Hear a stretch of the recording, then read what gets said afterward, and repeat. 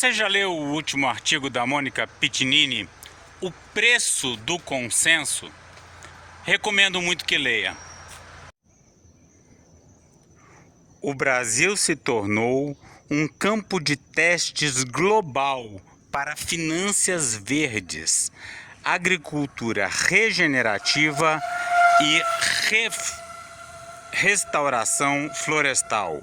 Sabe aquela coisa que a gente fala quando está falando que a Marina não tem nada de esquerda? A Marina é uma liberal. E ela transformou a Amazônia num campo de testes para uma ideologia liberal, uma ideologia de mercado, né? A gente fala a Marina, mas é a Marina junto com o Tasso Azevedo, junto com o pessoal da ZONG, junto com o Carlos Nobre, né? A Mônica vai explicar tudo isso aí ao longo do artigo.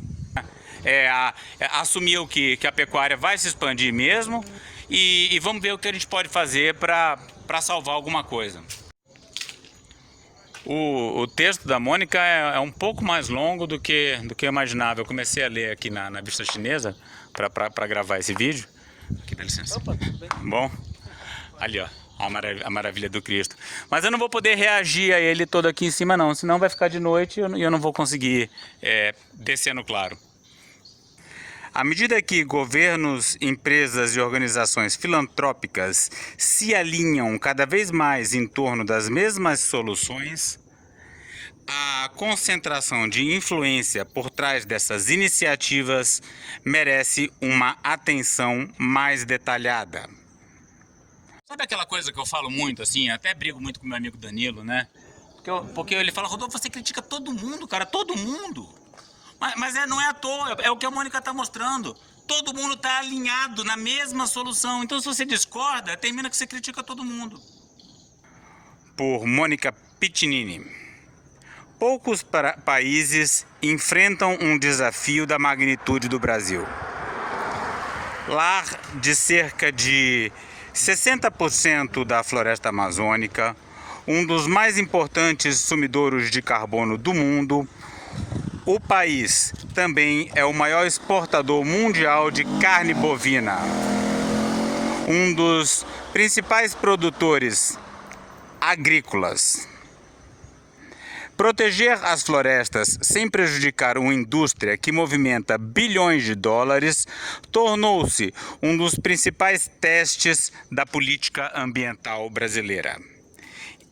Em vez de desacelerar a expansão agrícola, o Brasil tem buscado conciliar produção e conservação. Lembra que a gente está conversando aqui no canal sobre a coisa do decrescimento, né? O pessoal ficou puto com a filha do Amir Klink quando ela mandou não comprarem mais o livro dela, né? Imagina então se chegar um governo e falar, olha, vamos diminuir a produção pecuária, porque o Brasil não dá conta de ter mais vaca do que gente, né? Como não dá para falar um negócio desse, né? Porque imagina a reação ao governo a uma ideia colocada. Se a pobre da filha do Amir Klink teve que se retratar, imagine o Lula. Governos, multinacionais do setor alimentício, bancos de desenvolvimento, fundações filantrópicas e organizações ambientais estão investindo fortemente em restauração agrícola regenerativa, rastreabilidade digital do gado, mercados de carbono e bioeconomia. Juntos argumentam... Olha que beleza essa palmeira, olha, eu acho que eu não tinha visto agora. Agora que eu tô vendo, olha. Aqui na descida, não posso parar para mapear, porque senão vai ficar de noite, eu estou ferrado. Estes métodos podem reduzir as emissões, permitindo que a produção agrícola continue crescendo. As parcerias são documentadas publicamente, assim como os acordos de financiamento, os conselhos consultivos e as nomeações governamentais. Menos atenção tem sido dada à frequência com que as mesmas instituições e, por vezes, os mesmos indivíduos reaparecem nessas parcerias, Rastrear essas conexões oferece uma visão mais clara de quem está ajudando a moldar uma das transições ambientais mais influentes do mundo. Então, olha o que a Mônica está falando, que é importante rastrear essas conexões, mas é justamente isso que eu faço. Por isso que eu falo tanto de Tasso Azevedo, aí conecto com Alessandro Rufino, aí falo do Carlos Nobre, né? Então as pessoas acham que é porque ele gosta de treta, mas não é. Quer dizer, é também, né? A história da carne bovina. O Brasil possui o segundo maior rebanho bovino do mundo, com cerca de 239 milhões de cabeças, e lidera as exportações globais de carne bovina há mais de 2 décadas. Segundo a Associação Brasileira dos Exportadores de Carne Bovina, ABEC, as exportações ultrapassaram 2,8 milhões de toneladas em 2024, gerando cerca de 12,8 bilhões de dólares. A China permaneceu como o maior mercado, respondendo por 46% das exportações brasileiras. A carne bovina é fundamental para o superávit comercial e a economia rural do Brasil, tornando a pecuária política e economicamente indissociável das políticas ambientais. 3 empresas dominam o setor. A JBS, a maior processadora de carne do mundo, registrou receitas de 77 bilhões de dólares em 2024. A Marfrig, após sua fusão com a BRF, tornou-se parte da MBRF Global Foods, com receitas anuais superiores a 29 bilhões de dólares. A Minerva Foods exporta para mais de 100 países e consolidou o abate de cerca de 5,9 milhões de cabeças de gado em 2025. Juntas, as 3 empresas exercem enorme influência sobre o comércio global de carne bovina e o debate em torno da rastreabilidade, emissões e uso da terra. Em 2026, a JBS anunciou que estava abandonando sua meta de atingir emissões líquidas zero até 2040. Gemma Hoskins, líder global em clima da ONG Mighty Earth, disse: recuar em relação às metas mensuráveis não diminui o escrutínio a que a JBS será submetida por seu histórico de destruição climática e ambiental. Eu não estou comentando muito não, porque realmente está ficando de noite. Eu preciso descer rápido. Mas vamos escutando. Chegando lá embaixo eu falo alguma coisa. Incluindo poluição, desmatamento, grilagem de terras, violações dos direitos humanos e corrupção. A organização sem fins lucrativos Changing Markets Foundation estimou que a JBS sozinha gerou cerca de 241 milhões de toneladas de emissões equivalentes de dióxido de carbono em 2023, mais do que muitas nações industrializadas. Em seu relatório intitulado A Agenda da Carne, a organização escreve: a realidade é bem diferente da retórica. A indústria é responsável por uma série de crimes bem documentados, do desmatamento às práticas exploratórias, passando pela apropriação de terras e poluição, que permeiam as cadeias de suprimento das gigantes globais da carne, como a JBS, a Marfrig e Minerva. Embora a atenção internacional tenha se concentrado principalmente na Amazônia, o Cerrado passou por uma extensa conversão agrícola. Pesquisas da Changing Markets Foundation. Aqui eu tive que parar, olha que vista maravilhosa. São Paulo não tem isso aqui, né? O celular dá uma clareada, então vocês não têm noção de como está ficando escuro. Vambora. Estimaram que 1 em cada 3 bovinos processados pelas maiores empresas de carne do Brasil provém de áreas desmatadas na região. Grande parte dessa conversão ocorreu em conformidade com o Código Florestal Brasileiro, evidenciando a distinção entre conformidade legal e sustentabilidade ecológica. Os sucessivos governos responderam sem tentar reduzir a produção. No âmbito do Plano Safra 2026-2027, Brasília destinou cerca de 103 bilhões em crédito rural subsidiado para a agricultura comercial e aproximadamente 16 bilhões por meio do Pronaf para a agricultura familiar. As linhas de crédito do programa ABC+, apoiam a restauração de pastagens, sistemas integrados de produção agrícola, pecuária e silvicultura, agricultura de baixo carbono e agricultura de precisão. O objetivo é produzir a partir das terras existentes, em vez de desacelerar a expansão da pecuária brasileira.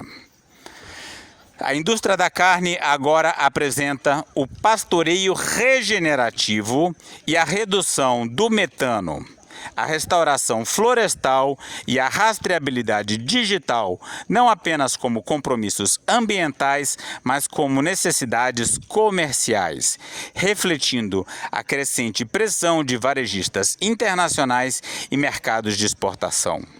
Produtividade e sustentabilidade são cada vez mais retratadas como objetivos complementares e não concorrentes. Essa mudança vai muito além da pecuária.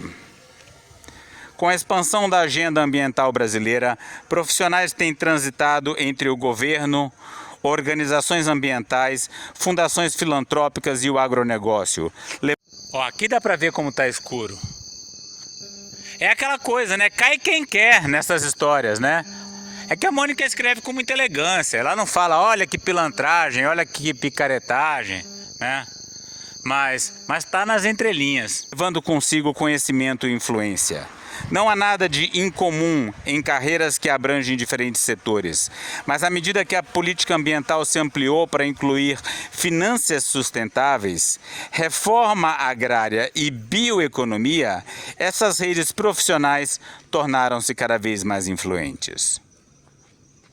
O povo. A crescente sobreposição entre governo, filantropia, organizações de conservação e agronegócio se reflete não apenas em parcerias institucionais, mas também nas trajetórias profissionais das pessoas que moldam a agenda ambiental no Brasil. Karina Pimenta é um exemplo disso. Antes de se tornar secretária nacional de Bioeconomia no Ministério do Meio Ambiente e Mudanças Climáticas, ela cofundou a Conexus, que apoia negócios sustentáveis, negócios comunitários e cadeias de suprimentos sustentáveis. Anteriormente, trabalhou no Fundo Vale, organização sem fins lucrativos, criada pela gigantesca mineradora Vale para promover a conservação e restauração florestal, bem como a bioeconomia na Amazônia. Sua trajetória profissional... Pronto, tô tranquilo, cheguei no trecho que tem iluminação pública. Pois é, vai vendo. É essa turminha que é meio empresário, meio ambientalista, vive dando entrevista aí na Globo News. Eu não tenho paciência para escutar essa gente. O profissional reflete um padrão mais amplo, no qual a experiência adquirida em organizações da sociedade civil e filantrópicas contribui cada vez mais diretamente para políticas públicas. Valmir Ortega trilhou o caminho intersetorial semelhante. Trabalhou para o Ministério do Meio Ambiente, fundou a Belterra Agroflorestas e cofundou a Conexus e a Rio Capim Agropastoril, empresa associada a sistemas regenerativos e de produção animal. É também membro do Conselho do Fumbio e do WRI Brasil. A própria Belterra Agroflorestas foi criada em 2020, com o apoio do Fundo Vale. Em vez de se limitar ao governo, ao setor privado ou à sociedade civil, a experiência de Ortega abrange os três. Roberto Vaak dedicou décadas à liderança de organizações como o FUNBio, o Forest Stewardship Council, e além de ter atuado nos conselhos da Mafrig, WWF Brasil, Wise Plásticos, Instituto Etos, Instituto IP, Instituto Arapiau e também integra os órgãos diretivos da Natura, MUP, Regreen, é ainda membro associado da Cotton House. Os defensores argumentam que ali em cima, a gente acabou de passar, é a casa do Ricardo Porto. Então, essa FSC é a turma do manejo florestal. Eles estão entregando vastidões de florestas públicas para madeireiro. Fala assim, toma, é floresta pública, é do povo brasileiro. Podia estar sendo usada para mitigar as mudanças climáticas, mas não, entrega na mão de madeireiro e ainda financia para os caras cortarem árvore de 300 anos. Foi no encontro dessa turma que eu conheci o Tasso Azevedo, bonitão. A experiência nesses setores ajuda a reduzir a lacuna entre conservação e o agronegócio.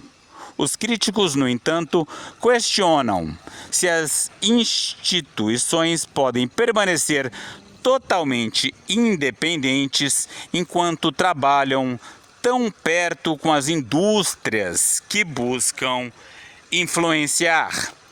Vocês estão vendo como a Mônica é elegante, né? Questionam se tem idoneidade, se tem independência, né? Então, eles estão ligados à indústria que eles querem influenciar, eles fazendo parte dos conselhos consultivos, eles sendo financiados, né? É o que a gente aqui, não tão educado, não tão limpinho, fala assim, olha, é uma putaria, é uma pegação. Eu estou passando aqui na frente do glorioso Jardim Botânico do Rio de Janeiro. Os cientistas tornaram-se parte da mesma paisagem. Ah, os cientistas, viu? Não tenham ilusões quanto aos cientistas. A pesquisa de Carlos Nobre.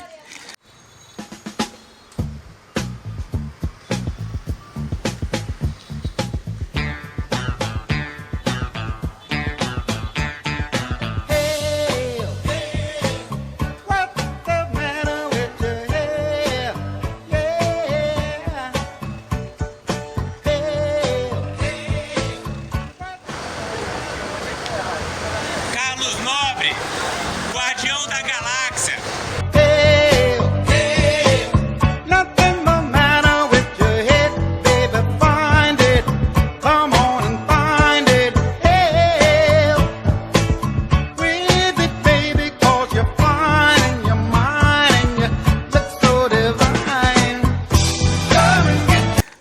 Sobre os pontos de inflexão da Amazônia, moldou a compreensão internacional do desmatamento tropical. E ele tem argumentado consistentemente que a pecuária é responsável por cerca de 90% do desmatamento na Amazônia. Em uma entrevista ao Democracy Now! Em novembro de 2025, ele disse: 90% do desmatamento nas terras baixas da Amazônia brasileira está relacionado à pecuária. E, quando fazemos os cálculos, o Brasil é o único país do mundo onde 70% das emissões de gases de efeito estufa provenientes de combustíveis fósseis são resultado da mudança do uso da terra. 70% das emissões, 40% do desmatamento e cerca de 20 a 25% da agricultura, principalmente da pecuária. O gado, em particular, emite muito metano, assim como todos os ruminantes. Então, olha só. Aí o Carlos Nobre, né? O pessoal vê ele falando dessas coisas tão certas, tão importantes, aí pensa, nossa, como ele é nobre. O problema é que ele, na hora de falar em desacelerar a pecuária, ele não vai falar ele vai falar em rastreabilidade, em pecuária regenerativa, né? Agora, você acha que isso vai dar conta de evitar o colapso da floresta amazônica, o colapso climático do Brasil e do mundo? Portanto, estima-se que 55% das emissões do Brasil estejam relacionadas à pecuária, ou seja, ao desmatamento para a criação de gado e à emissão de metano pelo gado. Paralelamente ao seu trabalho acadêmico, Nobre integra o Conselho Consultivo da JBS Fund for the Amazon, uma organização sem fins lucrativos apoiada pela empresa de carnes JBS. Ah, olha aí, o Carlos Nobre é do conselho, da face ambientalista da JBS. É mesmo um guardião da galáxia.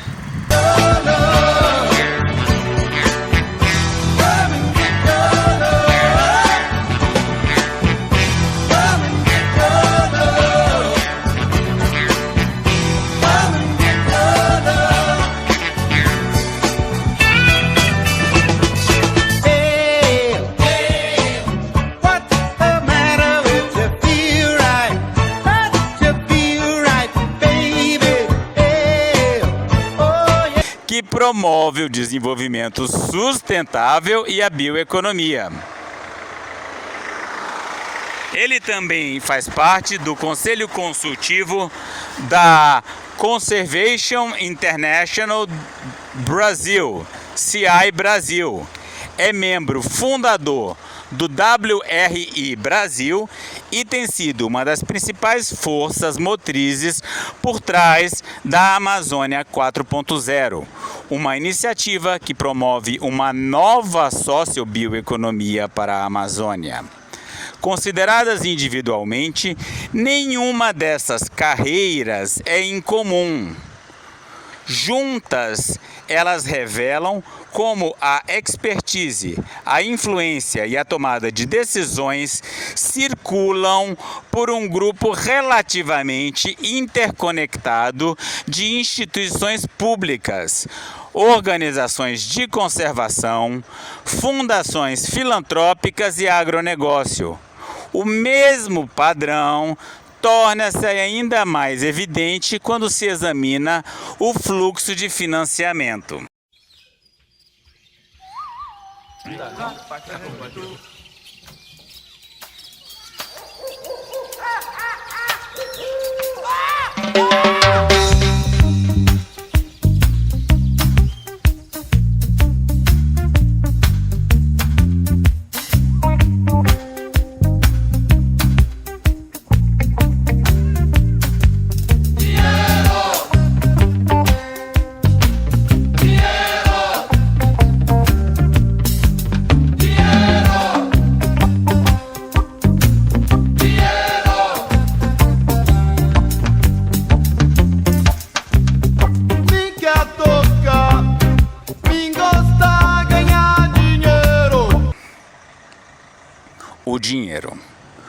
O dinheiro tornou-se tão importante quanto a legislação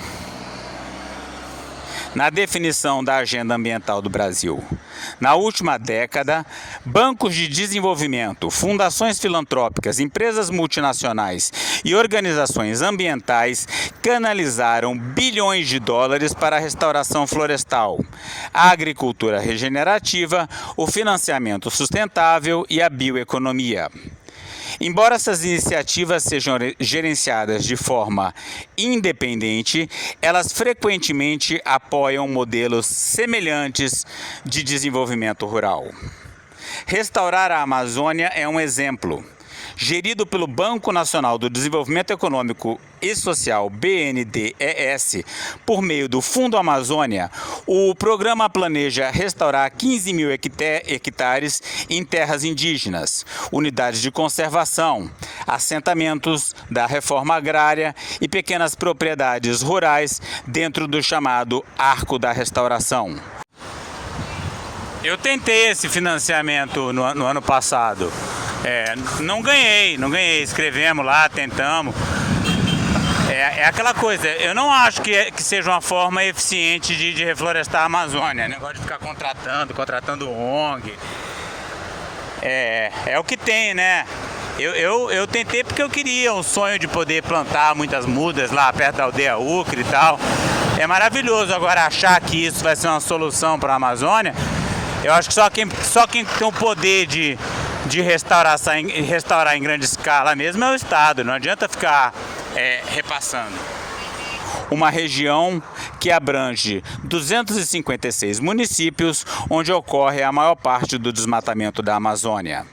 Em vez de ser implementado diretamente pelo Estado, o programa é coordenado por 3 organizações: o Instituto Brasileiro de Administração Municipal, IBAM, a Fundação Brasileira de Desenvolvimento Sustentável, FBDS, a Conservation International do Brasil, CI Brasil, cada uma responsável por uma parte da Amazônia Legal.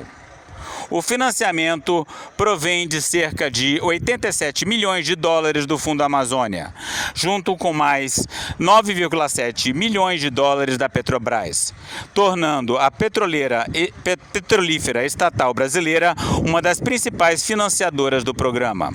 Os defensores argumentam que o projeto restaurará florestas degradadas, ao mesmo tempo que criará emprego, fortalecerá as economias locais e ajudará o Brasil a cumprir seus compromissos climáticos.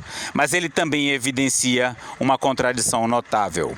A Petrobras, cujo negócio se baseia na produção de petróleo e gás, está ajudando a financiar um dos programas de restauração florestal do Brasil. Desculpa me meter, eu sei que esse vídeo aí não tem nada a ver comigo, mas é o que eu sempre falo. O Brasil precisa explorar o petróleo da Foz do Amazonas, que nem é Foz do Amazonas, para poder ter dinheiro para reflorestar a Amazônia. Então é isso. Tá tudo aí. A empresa apresenta o investimento como parte do seu compromisso com soluções climáticas baseadas na natureza. Ao mesmo tempo, seu envolvimento ilustra como as maiores empresas emissoras de gases de efeito estufa e indústrias extrativas do mundo estão se tornando participantes influentes na política ambiental. As petroleiras estão ditando a política ambiental, né?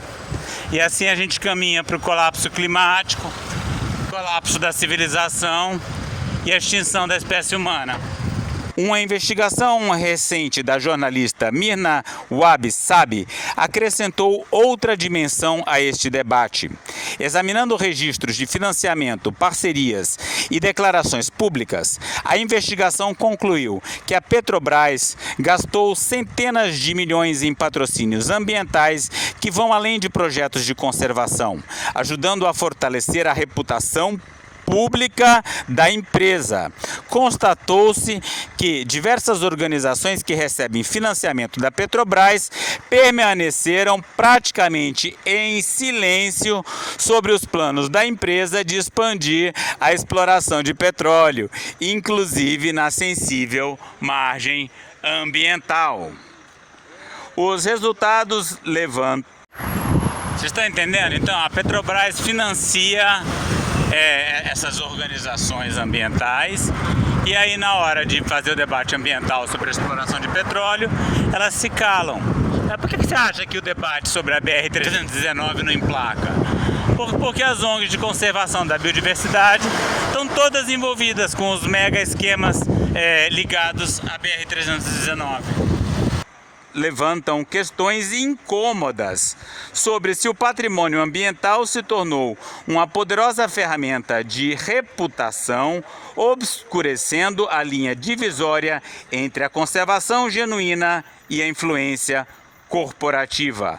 A mesma combinação de políticas públicas e financiamento privado é visível em outros lugares.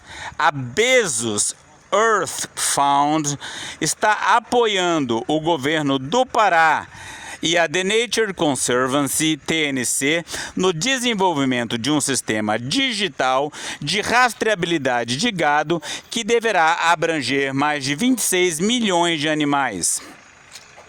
O objetivo é melhorar a transparência em toda a cadeia de suprimentos de carne bovina, reduzir os riscos de desmatamento e fortalecer o acesso aos mercados internacionais. Então é isso, tá claro que a pecuária é a grande responsável pelo desmatamento da Amazônia. Tá claro que o desmatamento da Amazônia vai nos levar ao colapso climático. Então é óbvio que tinha que conter a pecuária, mas não. O que fazem? Começam a falar em rastreabilidade, pecuária regenerativa, todo esse blá blá blá, para não falar no que realmente interessa, que é diminuir a quantidade de vaca, diminuir a quantidade de pasto no Brasil, ou pelo menos não deixar crescer. Organizações de pesquisa têm adotado abordagens semelhantes. O Instituto de Pesquisa Ambiental da Amazônia, IPAM, promove sistemas de pecuária sustentáveis no estado do Pará, lar do segundo maior rebanho bovino do Brasil. WRI Brasil, Conexus, a Coalizão Brasileira de Financiamento e Restauração e Bioeconomia, BRBFC, estão desenvolvendo mecanismos financeiros destinados a atrair investimentos em restauração, agricultura de baixo carbono e empreendimentos comunitários. Em conjunto, esses autores revelam um sistema cada vez mais interconectado. Muitos dependem da mesma expertise técnica, atraem financiamento semelhante e desenvolvem muitas das mesmas instituições. A política ambiental está sendo moldada por uma densa rede de organizações públicas e privadas que trabalham em prol de um modelo compartilhado. A estratégia ambiental do Brasil agora se baseia num amplo consenso: restauração florestal, pecuária regenerativa, rastreabilidade digital, finanças sustentáveis e bioeconomia não são mais apresentados como alternativas ao crescimento agrícola, mas como formas de esse crescimento continuar reduzindo o seu impacto ambiental. Esse consenso aproximou governos, empresas, organizações filantrópicas e ambientalistas como nunca antes. Frequentemente financiam os mesmos projetos, assessoram as mesmas instituições e promovem políticas semelhantes. Ao fazer isso, também influenciam quais ideias atraem apoio político, autoridade científica e investimentos. Consequentemente, a política ambiental é influenciada por uma rede relativamente pequena de organizações cujas prioridades ajudam a definir os termos do debate. E eles dominam tudo. Por isso que a Alessandra Orofino fala: Tasso Azevedo, obrigado por você existir. Por isso que você vai no Meteoro, você vai em qualquer lugar, são sempre as mesmas pessoas, sempre as mesmas ideias. É improvável que o Brasil seja um caso isolado. Em todo o mundo, as políticas climáticas estão caminhando para o financiamento misto, parcerias público-privadas e iniciativas voluntárias de sustentabilidade. À medida que esses modelos se expandem, compreender as relações que conectam governos, empresas, pesquisadores e organizações filantrópicas pode se tornar tão importante quanto avaliar os próprios projetos. Muitas dessas parcerias trouxeram importantes conquistas ambientais, mas quando estas mesmas organizações financiam projetos, assessoram governos, produzem pesquisas e ajudam a moldar políticas, as fiscalizações tornam-se tão importantes quanto a cooperação. A questão é se um sistema construído sobre amplos acordos permanece aberto a contestações, responsabilização e ideias concorrentes.